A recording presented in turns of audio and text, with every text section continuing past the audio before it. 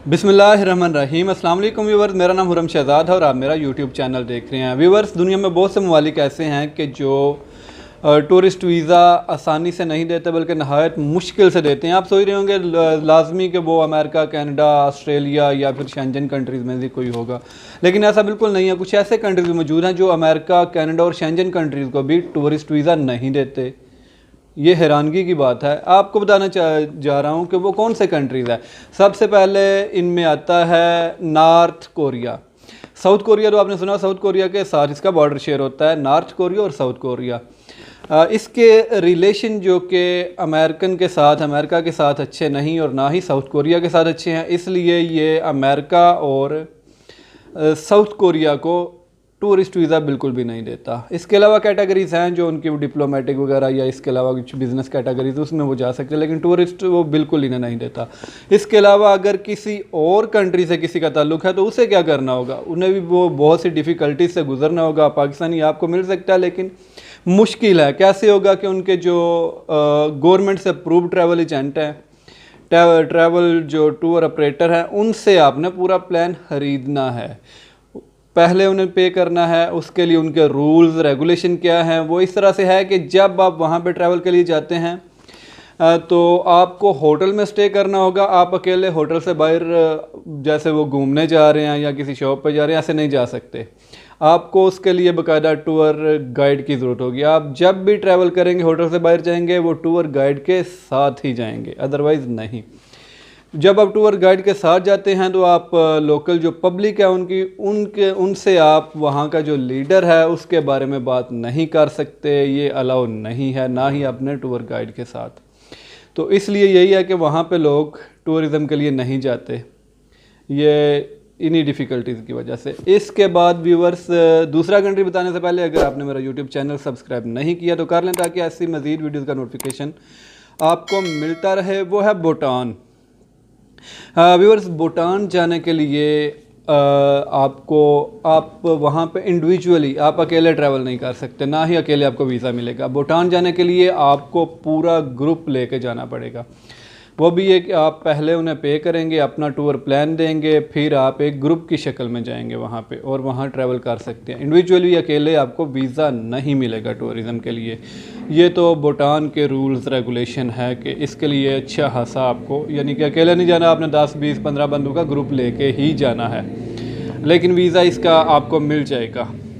इसके बाद जो कंट्री आता है व्यूवर्स, वो इंडिया आता है। पाकिस्तान के साथ इंडिया के हालात कोई अच्छे नहीं, इसलिए सबसे मुश्किल तरीन वीज़ा जो है आपको अमेरिका, कनाडा से भी मुश्किल इंडिया का वीज़ा है, ख़ास तौर पे पाकिस्तानियों के लिए। मैं उनमें से एक खुश नसीब हूँ कि मैंने इंडिया का वीज़ा हासिल किया हुआ है। मैंने जिस तरह से हासिल किया है, मैंने चैम्बर ऑफ कॉमर्स में एक उन्होंने इनवाइट किया हुआ था इंडियन एम्बेसडर को, तो उस बेस पे मुझे ये वीज़ा मिला था चैम्बर ऑफ कॉमर्स की तरफ से।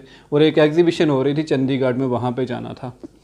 तो इसके बाद इंडिया का तो ये हो गया। उसके बाद कंट्री है जापान। व्यूवर्स, जापान भी आपके जितनी भी ट्रैवल हिस्ट्री है, आपके पास जितना भी पैसा है, वो सिर्फ एक चीज़ देखता है। वो आसानी से वीज़ा इसलिए नहीं देता कि वो उसे लगे कि आपका सोर्स ऑफ इनकम ठीक है तो वो वीज़ा देता है। अगर आपके पास अमेरिका, कनाडा, यूके, ऑस्ट्रेलिया, जहाँ जहाँ का भी वीज़ा है तो ये जापान के लिए मैटर बिल्कुल भी नहीं करते। अगर आपने जापान जाना है तो सॉलिड रीज़न आपको देना होगा, तो अगर वो मुतमिन होते हैं तो आपको वीज़ा देंगे, अदरवाइज़ रिफ्यूज़ करते हैं। अगर वो वीज़ा किसी तरह से आपको दे देते हैं तो वो एयरपोर्ट पे जब आप जापान के जाते हैं वहाँ पे आपका इंटरव्यू करते हैं। अगर आपका वो सारा कुछ ओरिजिनल है तो ही आपको एंट्री मिलेगी। अगर आप प्रॉपर उनको अपना टूर प्लान देते हैं, उन्हें समझ आती है, तो ये भी एक मुश्किल तरीन वीज़ा है। वैसे मैं जापान भी गया हूँ, मुझे आसानी से मिल गया था और मैंने इस पर वीडियो भी बनाई है और दोबारा से एक वीडियो बनाऊँगा जापान पर, जिससे आपको वो आगाह करूँगा, हर उसके ना इंफॉर्मेशन शेयर करूँगा वीज़ा से लेके आपको वहाँ एंट्री तक के कौन से क्वेश्चन आते हैं, वीज़ा कैसे मिलता है। तो व्यूवर्स, इसके बाद ईरान आता है। ईरान यह है कि पाकिस्तानियों के लिए तो ज़ियारात का वीज़े ओपन है, ज़ियारात का वीज़ा पाकिस्तानियों को मिल जाता है। लेकिन क्या आपने कभी सोचा है कि इसका टूरिस्ट वीज़ा लेना इंक्लूडिंग पाकिस्तान ये कितना मुश्किल हो सकता है? बहुत मुश्किल काम है इसका वीज़ा। इसके भी वो अमेरिका के साथ या फिर कुछ ऐसे कंट्रीज़ हैं शेंजन में कि जिनके साथ हालात इसके अच्छे नहीं है, टूरिज़म के लिए वीज़ा ईरान नहीं देता। अगर किसी ने टूरिज़म के लिए वीज़ा लेना हो, टूरिस्ट वीज़ा लेना हो, तो वो कैसे हासिल कर सकते हैं? उसे क्या करना होगा? उसे ये करना होगा कि उसने सबसे पहले ईरान के फॉरेन अफेयर में अपना टूर प्लान देना है। उसे रीज़न देना है कि आप ईरान क्यों विज़िट करना चाह रहे हैं, दुनिया पड़ी, आप क्यों नहीं वहाँ जा रहे, ईरान में क्या वो हास है, आप क्या देखना चाहते हैं। अगर आप ईरान के फॉरेन मिनिस्ट्री, फॉरेन अफेयर को आप मुतमिन कर लेते हैं तो वो आपको एक कोड देते हैं, एक डिजिटल कन्फर्मेशन कोड होता है उनका।